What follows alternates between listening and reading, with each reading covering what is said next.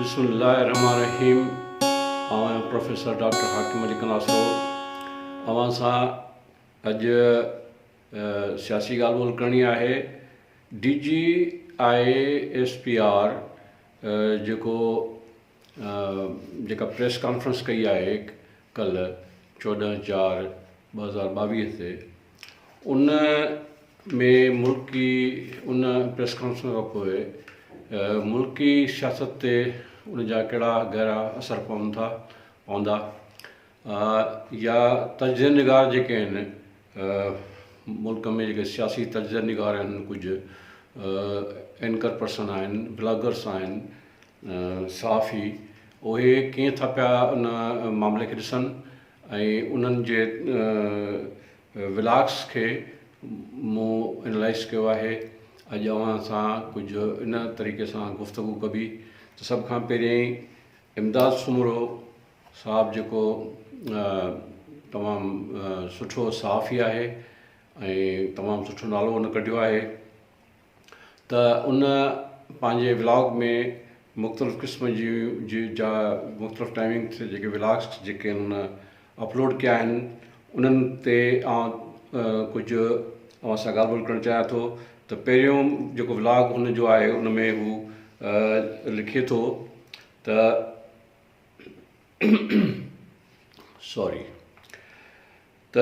इक़्तिदार गया, अब पार्टी भी जाएगी। इमरान खान के सर पर नई मुसीबत आ गई, बड़े स्कैंडल्स तैयार, रास्ते बंद। हाणे इन में जेको इक़्तिदार त वियो सभिनी खे ख़बर आहे, पर अब पार्टी भी जाएगी त इन जो मतिलबु इहो थियो त इमरान खान खां शायदि हुनजी पार्टी बि हाणे खसिजी वञे। उनखे हुन जस्टिफाई कयो आहे पंहिंजे हिन व्लॉग में त फॉरेन फंडिंग केस जो जेको इस्लामाबाद हाई कोर्ट में केस हले थो PTI ते, उन फॉरेन फंडिंग केस में उहो विदिन 30 days 30 ॾींहंनि में उहो फ़ैसिलो बि अचण वारो आहे। हाणे फ़ैसिला त कोर्ट जा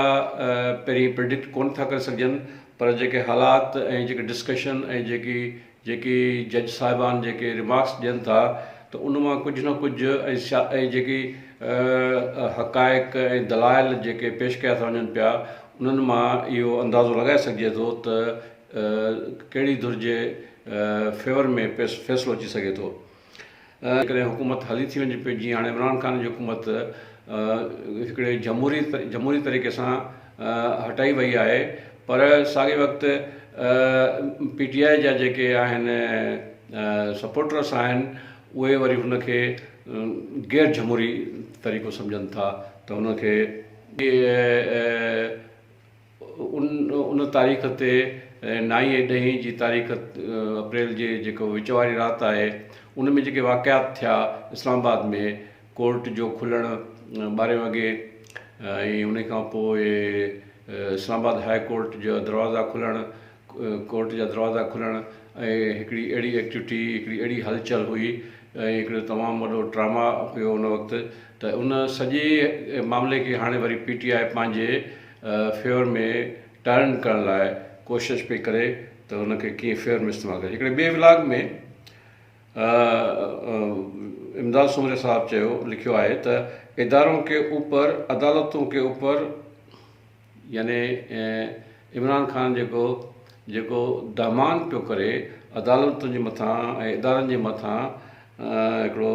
सिंधी में दहमान चइबो आहे, रोब चइबो आहे, उहो रखण जी कोशिशि पियो करे त ॼण उन्हनि को इदारनि हिन सां जेको ताउन न कयो, यानी ताउन जो मतिलबु आहे त हू गैर जमहूरी हिन जा जेके क़दम हुया, उन्हनि सां जेकॾहिं हू ताउन कनि हा, त हिन जो मतिलबु इहो हो त उहो, यानी जमहूरियत जी हिन जी पंहिंजी हिकिड़ी डेफिनेशन आहे उन हिसाब सां। सिर्फ़ हुकूमत नहीं जाएगी,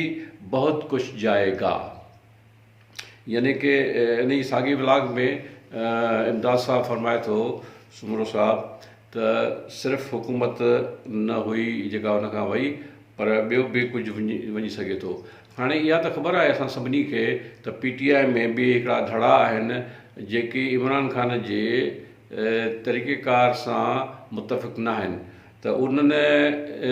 धड़नि जो छा थींदो, उहे सियासी तौर ते अॻिते कीअं ईंदा। इमरान ख़ान जी जेका ग्रिप आहे PTI जे मथां, वोटर जे मथां या सपोर्टर जे मथां, उनखे हू ॿिया जेके आहिनि जीअं शाह मोहम्मद कुरैशी साहबु आहे या जेके तरीन साहबु आहे ऐं हलीम साहबु आहे, त इहे जेके आहिनि इहे इन जे जेका धड़ाबंदी आहे पंजाब में बि ऐं पंहिंजो ॿियनि सूबनि में बि। हाणे हिकिड़ी त ॻाल्हि तय आहे त इमरान ख़ान हिकिड़ो वॾो जलसो कयो पेशावर में, ऐं तमामु सुठो वॾो जलसो हो, पर उन जलसे में ज़ाहिर आहे इमरान ख़ान जी अञा हुकूमत आहे KPK में। त KPK जी जेका मशीनरी आहे उहा सॼी सॼी यूज़ थी हिन जलसे खे अरेंज करण में। ऐं के अहिड़ा व्लॉग्स बि असांजे साम्हूं अची विया या ट्विटर अची विया जंहिंमें जेका साबिक़ा हुकूमत आहे उनजा जेके वज़ीर हुया उन्हनि माण्हुनि खे डोनेशन ॾियण जे लाइ, त जलसनि करण लाइ डोनेशन जेकॾहिं ॾियो त अकाउंट उन्हनि खे ॿुधायो त हिननि अकाउंट में पैसा जमा कयो। सो इहे बि हिकिड़ियूं नयूं नयूं शयूं अचनि पियूं साम्हूं। ऐं इमदाद सूमरे साहब जे व्लॉग्स खे ॾिसण खां पोइ त ईअं थो लॻे त ॼण इमरान ख़ान जी टोटल तबाही थी वई ऐं हू हाणे सियासत खां बि आउट थियण वारो आहे ऐं हाणे हुनजे सियासत जी एंड थी वई। सोने ते सुहागो इहो त इहो DGISPR जेको प्रेस कॉन्फ्रेंस कई उन में त हुन क्लियरली चयो त साज़िश जो यानी कॉन्स्पिरेसी जो को बि वर्ड हुन में यूज़ थियल न आहे ख़त में, या उनजे ख़त खे डिस्कस करण खां पोइ जेका क़ौमी सलामती काउंसिल जी जेका मीटिंग थी हुई उन जा मिनट्स में बि अहिड़ी का ॻाल्हि कान्हे। हा, अलबत्ता इहा ॻाल्हि ज़रूरु आहे त गैर मुनासिब ॿोली इस्तेमालु कई अमरीकन या उन मीटिंग में, जेका मीटिंग पाकिस्तानी एम्बेसडर जी ऐं अमरीकन ऑफिशियल्स हुया उन्हनि जे विच में जेका मीटिंग थी वाशिंगटन में, जंहिंजे करे उहा तार मोकिली ऐं तार खां पोइ हिकिड़ो वॾो बवाल हिते क़ाइमु थियो, जेके इमरान ख़ान पंहिंजी फेवर में साज़िश जो ख़त साज़िशी ख़त करे पेश कयो, पर उहो ख़त एतिरो कुझु न करे सघियो जेतिरो इमरान ख़ान हुन मां उमेद पे रखी त हू पंहिंजी हुकूमत बि बचाए वेंदो ऐं सभिनी खे हिकु वन गो, यानी जेको चवनि पिया त हिकु बाल सभिनी खे आउट कंदो इमरान ख़ान, त उहो इहो ख़त ई हो जंहिंजे बुनियाद ते उहो सभिनी खे गदार करार ॾेई ऐं सियासत खां आउट करणु पियो चाहियो, पर इहो सभु कुझु न थी सघियो। हाणे हलूं था अॻिते। डॉक्टर दानिश आहे जेको कंहिं वक़्तु इमरान ख़ान जो तमामु वॾो फेवर में ॻाल्हाईंदड़ एंकर पर्सन हुयो ऐं मुख़्तलिफ़ चैनलनि ते उहो जेको आहे सो ईंदो हुयो। सो हाणे हुनजो हिकिड़ो व्लॉग आहे, हुनजो चैनल कंहिं ते अचे थो या नथो अचे मूंखे का ख़बर न आहे, पर व्लॉग आहे। हुन व्लॉग में हुन इहो लिखियो आहे त इमरान ख़ान का साज़िशी खेल ख़त्म, बीच चौराहे पे हंडिया फूट गई, इमरान खान की नाअहलियत 62 के तहत DGISPR ने सारे राज खोल दिए। हाणे ही जेका मूं पहिरीं शुरूआत में ॻाल्हि कई त DGISPR जेका प्रेस कॉन्फ्रेंस कई आहे उन खे प्रेस कॉन्फ्रेंस खे हर कोई पंहिंजे तौर ते पियो हाणे वरी इंटरप्रीट करे। जेकी इमरान ख़ान जा मुखालिफ़ एंकर पर्सन आहिनि उहे उन्हनि खे उन कॉन्फ्रेंस में इमरान ख़ान जो टोटल फेल्यूर थो नज़र अचे, ऐं जेके वरी इमरान ख़ान जी फेवर में आहिनि एंकर पर्सन या तज़ियानिगार सहाफ़ी, उन्हनि खे वरी उन साॻी DGISPR जी प्रेस कॉन्फ्रेंस में वरी उन्हनि खे वरी पॉज़िटिव शयूं नज़र अचनि पियूं, पंहिंजी फेवर में शयूं नज़र अचनि पियूं। ऐं हाणे हिन ॾिसो न त हिन जेको इमरान ख़ान का साज़िशी खेल ख़तमु, त हिन जो मतिलबु आहे त इहा साज़िश जेका आहे साज़िशी ख़त जेको आहे असल में इमरान ख़ान जी साज़िश हुई। ऐं बीच चौराहे पे हंडिया फूट गई, यानी हाणे उहो एक्सपोज़ थी वियो, हाणे उहो ज़ाहिर थी पियो इमरान ख़ान की नाअहलियत 62 में हाणे ही जेका नाअहलियत जो बि हिकिड़ो जेको आहे घणे क़दुरु त इहो केस जेको इस्लामाबाद हाई कोर्ट में हले थो इमरान ख़ान ते, ऐं उनजो बि जेका अचण वारी आहे वर्डिक्ट अचण वारी आहे। हाणे उन वर्डिक्ट या डिसीजन अचण खां पोइ घणे क़दुरु इहो सम्झो वञे थो त इमरान ख़ान जो जे मथां पाबंदी लॻी वेंदी ऐं इमरान ख़ान जी सियासत ते पाबंदी लॻी वेंदी। सो बहरहाल इहो हिकिड़ो ख़्यालु आहे। ॿियो, नया दौर TV हिकिड़ो चैनल आहे जंहिंमें मुख़्तलिफ़ सहाफ़ी पुराणे सहाफ़ी जेके आहिनि से हू आसिफ़ रज़ा रज़ा ऐं सोलंगी साहब ऐं उन ते नजम सेठी साहब ऐं ॿिया अहिड़ा मञियल सहाफ़ी जेके आहिनि उहे ईंदा आहिनि जेके उन ते गुफ़्तगू कंदा आहिनि। सो अॼुकल्ह उन्हनि जो फोकस जेको आहे उहो इमरान ख़ान जे जेकी डेवलपमेंट थी मुल्क में, पर इमरान ख़ान जे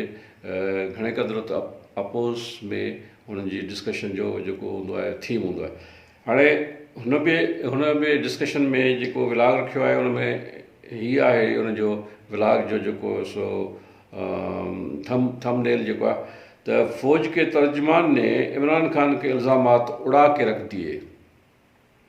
बैरूनी फंडिंग केस पर 30 दिन में फैसला। इस्लामाबाद हाई कोर्ट में जेको बैरूनी फंड आहे जो केस आहे इहो केस जेको आहे इहो तमामु घणा बचा ॼणींदो ऐं इन जा दूरस जेके आहिनि फैसले जा दूरस नतीजा निकिरंदा। सो डिप्टी स्पीकर ने PTI के 123 इस्तीफ़ा क़बूल कर लिए। ही बि हिकिड़ो इशू आहे त डिप्टी स्पीकर बग़ैर उन्हनि खे पंहिंजे चैम्बर में घुराए हिकु खां तस्दीक करण जे बजाए इहो नथो करे सघे। ऐं अयाज़ सादिक जेको पुराणो डिप्टी स्पीकर रहियो आहे नवाज़ शरीफ़ जे दौर में 2018 खां अॻु वारे इलेक्शन खां अॻु वारे दौर में, त उन बि चयो आहे त मूंखां केतिरनि ई PTI जे मेंबरनि जिन खां इस्तीफ़ा वरिती वई आहे उन्हनि इहो चयो आहे त उन्हनि खां जबरन इस्तीफ़ा वरिती वई आहे ऐं उहो इस्तीफ़ा ॾियणु कोन था चाहिनि। हाणे इन ॻाल्हि जी ख़ैर तस्दीक करण जी ज़रूरत आहे, ॾिसण जी ज़रूरत आहे त हिन डिप्टी स्पीकर जेको PTI जो कासिम सूरी साहिबु आहे उन जेको इहो कमु कयो आहे उहो क़ानूनी तौर ते केतिरो जाइज़ आहे या इन मामले खे बि वरी कोर्ट में वञी ऐं कोर्ट खे डिसाइड करिणो पवंदो त इहो जेके आहिनि से इहे जेके कमु थिया आहिनि उहे सही थिया। हिकिड़ो ॿियो ब्लॉगर आहे मोज़िम फ़ाख़र जेको इनसाइट जे नाले मोनो सां पंहिंजो ब्लॉग हलाए थो। त हाणे उन बि कुझु शयूं लिखियूं आहिनि त इमरान ख़ान खे पीठ पे खंजर घोंपने की तैयारी, यानी इमरान PTI में एक और बगावत मुकम्मल और इमरान खान की पीठ में खंजर घोंपने की तैयारी। ऐं अञा बि चवे थो त PTI पार्टी ख़तमु, शाह महमूद को मौक़ा मिल गया। हाणे हुन इन्हनि शयुनि ते डिस्कस कयो आहे ऐं इन ॻाल्हि ते ज़ोर ॾिनो आहे त शाह महमूद कुरैशी साहब या अहिड़ा माण्हू जिन जो किरदारु सभिनी साम्हूं आहे ऐं थी सघे थो त हुननि जे मन में इहो ई हुजे त PTI ते कब्ज़ो करे वठूं। हाणे जेके इमरान ख़ान जी तरफ़ एंकर्स आहिनि उन में हिन वक़्तु जेके आहिनि से एंकर जेके आहिनि उहे 2-3 ग्रुप आहिनि। ARY टेलीविज़न जा एंकर जेके आहिनि एंकर पर्सन उहे मोस्टली इमरान ख़ान जे फेवर में रहनि था, या 92 चैनल आहे उन्हनि में एंकर पर्सन जेके कमु कनि था TV ते उहे बि इमरान ख़ान जी फेवर में रहनि था मोस्टली। त हाणे साबिर शाकिर साहब उन पंहिंजे ब्लॉग में लिखियो आहे त खान की एक बात सच साबित हुई, पाक फौज के तर्जमान ने सब बता दिया, अब क्या होगा। हिकिड़े ब्लॉग में न ॿिए ब्लॉग में लिखियो आहे खान ने सच बोला, धमकी आमीज़ मुरासला सच्ची हकीकत है,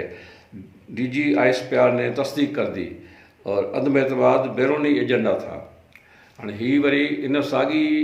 जेका DGISPR जी जेका थी आहे प्रेस कॉन्फ्रेंस थी आहे उन में उन्हनि जेके नुक़्तनि ते या उनखे जेके सुवाल कया विया उन ते जेके जवाब आहे उन में वरी साबिर शाकिर साहब खे वरी इमरान ख़ान जे फेवर में ॻाल्हियूं नज़र आयूं आहिनि जेके उन्हनि व्लॉग्स में डिस्कस कयूं। टियों व्लॉग आहे उनजो दुश्मन की हवा खारिज, खान की आलमी मकबूलियत का नया रिकॉर्ड कायम, जरदारी का शहबाज के साथ बड़ा हाथ, नए इलेक्शन की तैयारी। त हाणे इहो बि व्लॉग आहे जेको हुन ठाहियो आहे जंहिंमें ज़ाहिर आहे 30-35 मिंट जा व्लॉग थियनि था के 25 मिंट जा व्लॉग थियनि था ऐं 15-16 मिंटनि जा बि व्लॉग थियनि था। त इहे जेके व्लॉग्स हुननि ठाहिया हुन में डिस्कशन कई अथऊं ऐं हुन में मोस्टली साॻी जेका आहे DGISPR जी प्रेस कॉन्फ्रेंस उन में जेके ॻाल्हियूं कयूं वियूं आहिनि जेके नुक़्ता डिस्कस कया विया आहिनि जेके ॿुधाया विया आहिनि या जिते जेके सुवाल कया विया आहिनि सो साबिर शाकिर खे उन्हनि सभिनी शयुनि में वरी इहा शइ नज़र वेझे त हुनजी तस्दीक थी आहे। अञा हिकिड़ो व्लॉग थोरो लिखे पियो त 1 करोड़ अफराद इम्पोर्टेड हुकूमत के ख़िलाफ़, हुकूमत के लिए वबाल जान। ऐं 1 करोड़ हाणे 1 करोड़ कीअं सो शायदि कंहिं ट्रेंड खे हलाए ऐं उन ट्रेंड जे बुनियाद ते यानी कि ट्विटर जा ट्रेंड जेके आहिनि हलाए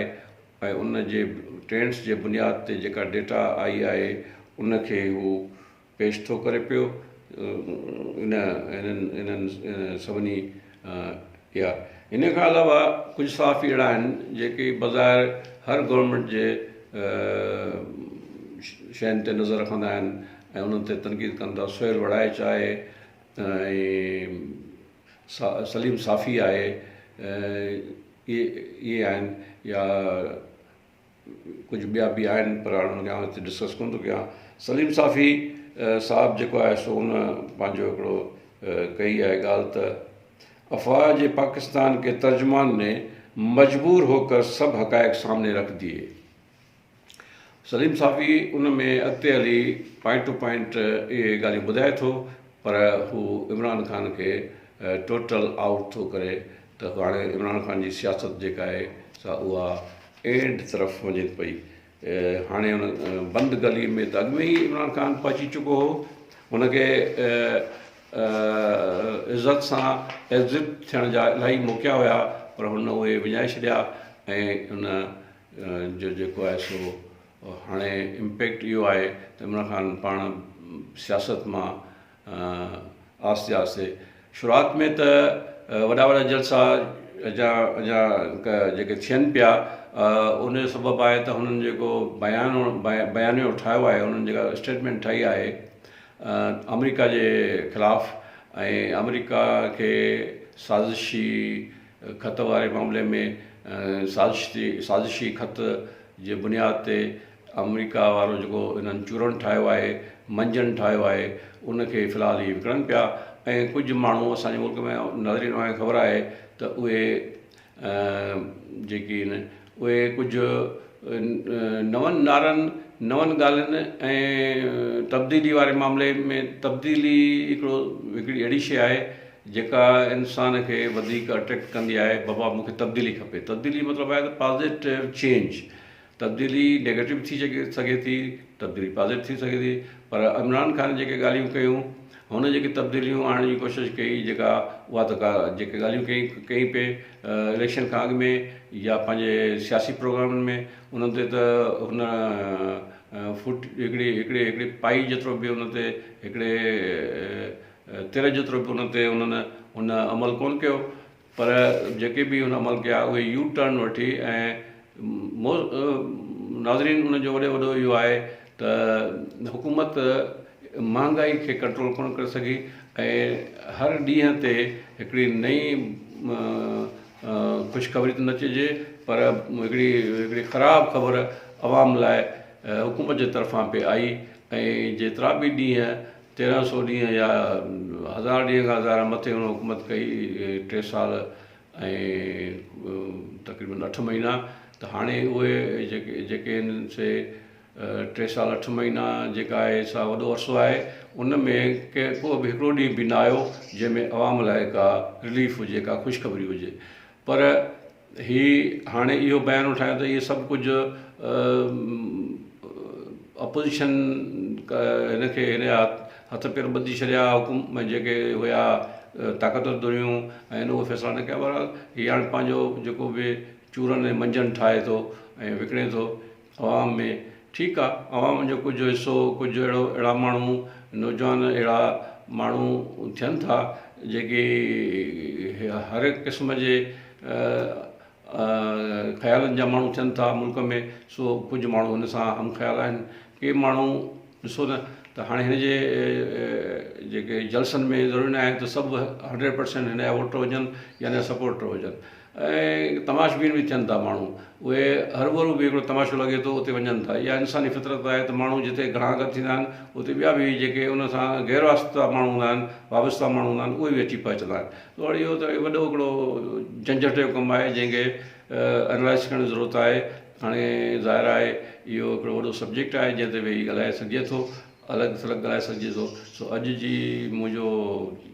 जेको मौज़ू हुयो उहो हुयो त कुझु व्लागर्स जेके आहिनि उन्हनि जा जेके थंबनेल्स उन्हनि लॻाया आहिनि मौजूदा सियासी सूरत हाल ते उहे अव्हांखे ॿुधाइजनि ऐं डिस्कस कजनि। सो नाज़रीन, मां उमेदु कयां थो तव्हांखे